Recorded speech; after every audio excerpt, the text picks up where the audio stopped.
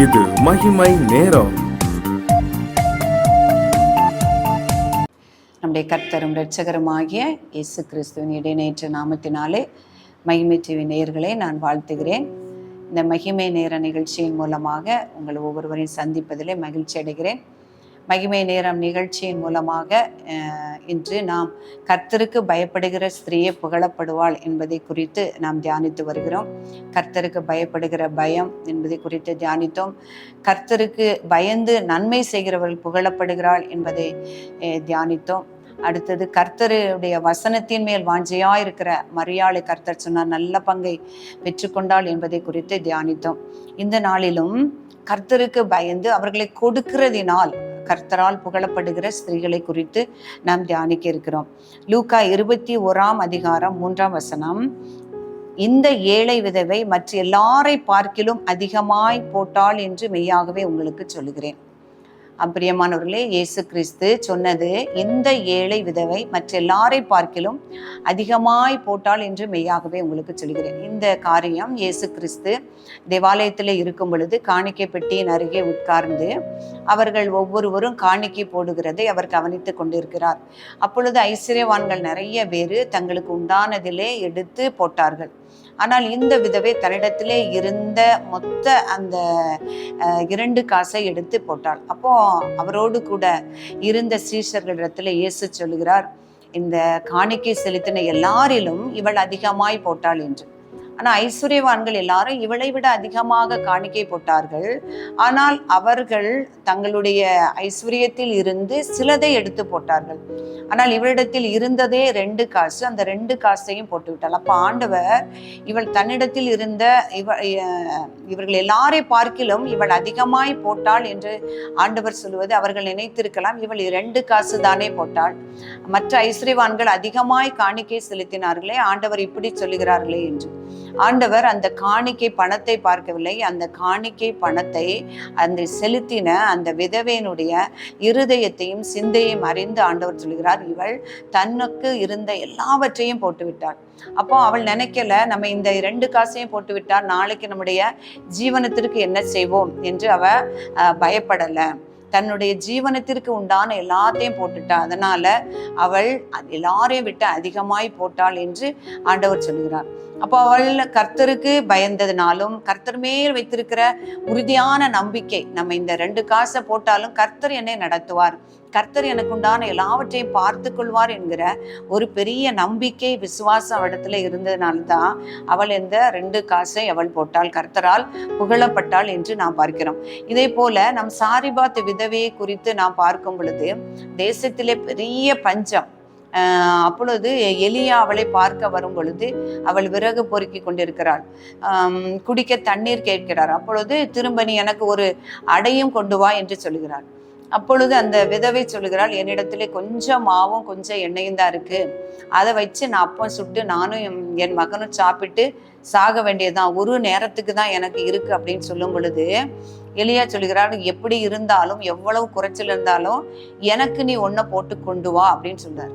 அப்போ அந்த விதவை அந்த தேவனுடைய மனுஷனுக்கு கீழ்ப்படிந்து விசுவாசித்து, நமக்கே ஒன்றும் இல்லை, தான் பிள்ளைக்கே ஒன்றும் இல்லை, பாருங்க எவ்வளவு பெரிய ஒரு நம்பிக்கையோ பக்தியோ அவளிடத்துல இருந்ததுனால அந்த கீழ்ப்படிந்து தேவனுடைய மனுஷனுக்கு கீழ்ப்படிந்து அவருக்கென்று ஒரு அப்பத்தை சுட்டு கொண்டு கொடுத்ததுனால அந்த பஞ்சம் முடிகிற வரைக்கும் அவளுடைய வீட்டுல அப்பமும் குறைஞ்சதில்லை, தண்ணியும் எண்ணெயும் குறைஞ்சதில்லை அப்படின்னு சொல்லி நம்ம பார்க்கிறோம். பிரியமானவர்களே, கர்த்தருக்கு நாம் கொடுக்கிற இருதயத்தை தான் ஆண்டவர் பார்க்கிறார். நீர் எவ்வளவு அதிகமாய் கொடுக்கிறோம் என்று அவர் பார்க்கல, நாம் எந்த இருதயத்தோடு கர்த்தருக்கு கொடுக்கிறோம் அப்படிங்கிறத அவரு பார்க்கிறார். நம்ம ஒரு ஐஸ்வர்யவான் ஓமையை ஆண்டவர் சொல்லுகிறார், எல்லாவற்றையும் கொடுக்கணும் அப்படின்னு, அதாவது தன்னுடைய இருக்கிறது எல்லாவற்றையும் நம்பிக்கையோட கொடுக்கணும்னு எதிர்பார்க்கிறார். ஒரு நல்லவன் ஒருத்தர் கேட்கிறாரு, ஆண்டவரே நித்திய ஜீவனை சுதந்திரித்து கொள்ள நாங்க என்ன செய்ய வேண்டும் அப்படின்னு சொல்லும் பொழுது, உன்னுடைய நியாயப்பிரமாணத்துல கற்பனைகள் எல்லாம் நீ கை கொள்ளுகிறாயா ஆண்டவரே? ஆமா, எல்லாவற்றையும் நான் கை கொள்ளுகிறேன். இப்போ ஒன்றத்துல ஒரு குறைவு இருக்கிறது. அவன் பெரிய ஐஸ்வர்யவானா இருந்தான். அதனால நீ ஒன்றத்தில் உள்ளதையெல்லாம் விற்று ஏழைகளுக்கு கொடு, பின்பு உனக்கு பரலோகத்துல பொக்கிஷம் உண்டாயிருக்கும். பின்னி நீ என்னை பின்பற்றி வா அப்படின்னு சொல்லும் பொழுது அவன் மிகுந்த ஐஸ்வர்யவானா இருந்தபடியினால் அவனால என்ன செய்ய முடியல. தனக்கு உண்டான எல்லாவற்றையும் விற்று ஏழைகளுக்கு கொடுப்பது என்பது ஒரு பெரிய காரியமா இருந்துச்சு. அதனால அவன் திரும்பி வரவே இல்லை. அதே போல சகேவை பார்க்கும் பொழுது சகேவு எப்பொழுது ஆண்டவரை பார்த்தானோ அன்றைய பொழுதே அவன் என்ன பண்ணிட்டான், என்ன சொல்றாரு ஆண்டவர் இயேசு அவனை கூப்பிட்டு, சகேவை நீ இறங்கி வா, நான் இன்றைக்கு உன் கூட உன் வீட்டுல போஜனம் பண்ணுவேன்னு சொன்ன உடனே அவன் என்ன சொல்றான்னா, ஆண்டவரே என்னுடைய ஆஸ்திகளில் பாதியை நான் ஏழைகளுக்கு கொடுக்குறேன்னு சொல்றாரு.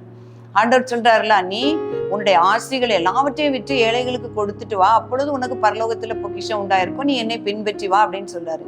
இந்த சகை என்ன சொல்றான், என்னுடைய ஆஸ்திகளில் பாதியை நான் கொடுக்குறேன், யார்கிட்டையாவது நான் அநியாயமா வாங்கியிருந்தேன்னு சொன்னா நான் நாளத்தனையாய் திரும்பி கொடுத்துறேன். அப்போ இது ஆண்டவர் அவனுக்கு கொடுத்த ஒரு உணர்வு.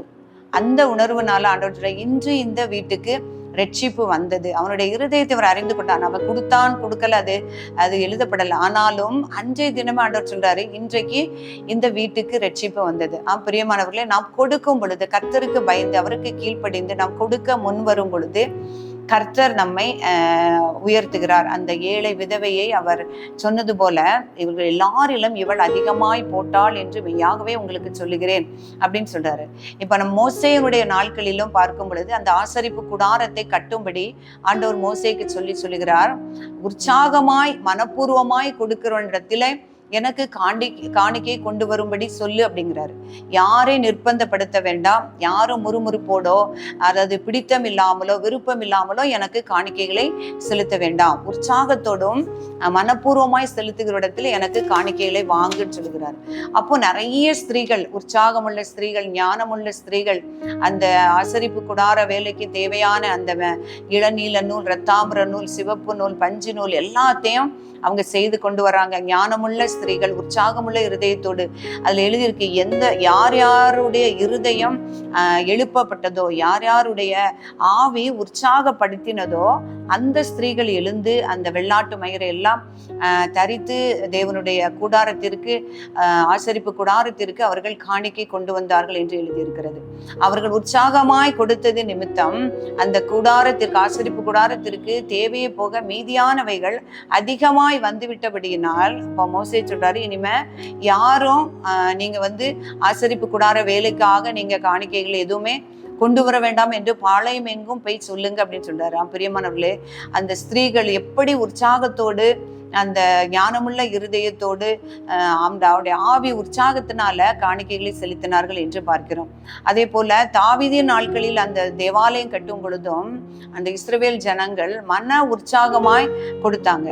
அப்போ அவரே ஆச்சரியப்பட்டு ஆண்டவர்கிட்ட சொல்லுகிறாரு, இப்படி மனப்பூர்வமாய் உம்முடைய ஜனங்களும் நாங்களும் உங்களுக்கு கொடுக்கிறதற்கு நீர் இந்த திராணியை நீர் எங்களுக்கு தந்ததற்கு நாங்கள் எம்மாத்திரம் ஆண்டவரே அப்படின்னு சொல்லி ஆண்டவரை புகழ்ந்து பாடுகிறத நாம் பார்க்கிறோம். இப்படி மன உற்சாகமுள்ள இருதயத்தை நீர் எங்களுக்கு தந்தீரே, உம்முடைய கரத்துல வாங்கி நாங்க கொடுக்கிறோம், அப்புறம் கொடுக்கறதுக்குள்ள இருதயத்தை நீர் தந்தீரே அப்படின்னு சொல்லி ஆண்டவரை புகழுகிறாரு. பிரியமானவர்களே, எத்தனை ஆஸ்திகள் இருந்தாலும் கர்த்தருக்கு கொடுக்க வேண்டும் என்கிற அந்த உற்சாக குணமும் மனப்பூர்வமும் இருக்கும் பொழுது கர்த்தர் அந்த காணிக்கைகளை அங்கீகரிக்கிறார். இந்த ஸ்திரீ அவள் 2 காசு போட்ட பொழுதும் அவர் அங்கீகரித்தது அவளுடைய கொடுக்க வேண்டும் என்கிற அந்த மனப்பூர்வமான எண்ணிக்கை. தனக்கு உள்ளதையெல்லாம் கொடுத்து விட்டாலும் கர்த்தர் தன்னை பார்த்து கொள்வார் என்கிற அந்த நம்பிக்கை, அந்த விசுவாசம், கர்த்தருக்கு பயப்படுகிற பயம். பிரியமானவர்களே, இந்த காரியத்தின் மூலம் கர்த்தர் நமக்கு உணர்த்துவது, நாம் கொடுக்கும் பொழுது, காணிக்கைகளை கொடுக்கும் பொழுது எந்தவித முறுமுறுப்போ கட்டாயமோ இல்லாதபடிக்கு மனப்பூர்வமாய் மன உற்சாகமாய் கொடுக்கும் பொழுது கர்த்தரால் கீர்த்தியும் புகழ்ச்சியும் நாம் பெற்றுக்கொள்ள முடியும். நாம் ஜெபிப்போமா? மகிமையும் ஆட்சிமை நிறைந்த எங்கள் அன்புள்ள பரம தகப்பனே, பிதாவே உம்மை துதிக்கிறோம், இயேசுவே உம்மை ஆராதிக்கிறோம், உம்முடைய நாமத்தை உயர்த்தி மகிமைப்படுத்துகிறோம். இந்த வேலைக்காக தேவரீர் உமக்கு நன்றி செலுத்துகிறோம். உம்முடைய அநாதி தீர்மானத்தின்படி இந்த நாளிலும் இந்த வார்த்தைகளை கேட்டுக்கொண்டிருக்கிற ஒவ்வொருவரையும் உம்முடைய கரத்திலே ஒப்பு கொடுக்கிறோம். கர்த்தருக்கு பயப்படுகிற ஸ்திரீயை புகழப்படுகிறாள் என்ற வார்த்தையின்படி தியானித்து வருகிறோம். நாங்களும் ஆண்டவரே உமக்கு பயந்து நடக்கவும், மன உற்சாகமாய் மனப்பூர்வமாய் உமக்கு கொடுக்கக்கூடிய இருதயத்தை எங்கள் உள்ளத்தில் நீர் எழுப்பும்படியா ஜெபிக்கிறேன். யாருடைய இருதயம் எழுப்பப்பட்டதோ, யாருடைய ஆவியில் உற்சாகம் இருந்ததோ அவர்கள் கொடுத்தார்கள் என்று எழுதியிருக்கிறபடி சுவாமி, நாங்களும் உற்சாக இருதயம் உள்ளவர்களாய் மனப்பூர்வமாய் கொடுக்கத்தக்கதான கிருபையை எங்கள் ஒவ்வொருவருக்கும் கர்த்தர் நீர் தரும்படியா ஜெபிக்கிறேன். இந்த வார்த்தைகளை கேட்டுக்கொண்டிருக்க ஒவ்வொருவரையும் ஆசீர்வதியும். ஆண்டவரே உம்முடைய நாமத்தை உயர்த்துகிறோம், நீர் மகிமைப்படும், எங்களை தாழ்த்துகிறோம். இயேசு கிறிஸ்துவின் நாமத்தில் ஜெபிக்கிறோம் நல்ல பிதாவே, ஆமென்.